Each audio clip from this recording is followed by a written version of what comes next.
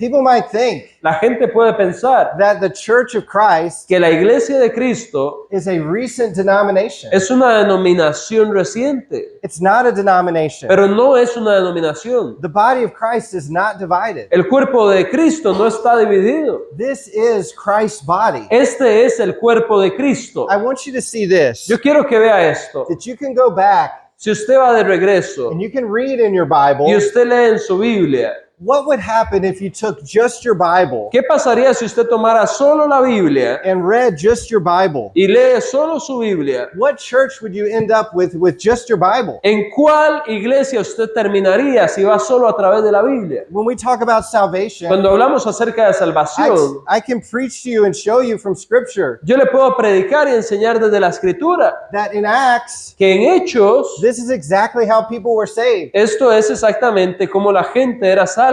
I can show you in Scripture. Yo le puedo mostrar en la This is Escritura. exactly how the saints worship God. Esto es exactamente como la gente adoraba a Dios. This is not my opinion. Esto no es acerca de mi opinión. This is book, chapter, and verse. Esto es libro, capítulo y versículo. Now, maybe you're wondering today, Ahora, quizás usted hoy está pensando, what did worship look like coming out of the first century? ¿cómo se veía la adoración en el siglo primero? And Andres Y Andrés is going to read to you a quote from a man by the name of Justin Martyr. les va a leer una cita de un hombre llamado Justino Mártir. Now, this is not the Bible. Esto no es la Biblia. This is not inspired. Esto no es inspirado. But it gives you a picture from history Pero le da una imagen of histórica what worship looked like de cómo se veía la adoración coming out of the first century. viniendo allá en el siglo primero. And you can see that what we're doing this morning Y usted puede ver que lo que hacemos en esta mañana looks just like that worship. se ve muy similar a esa adoración.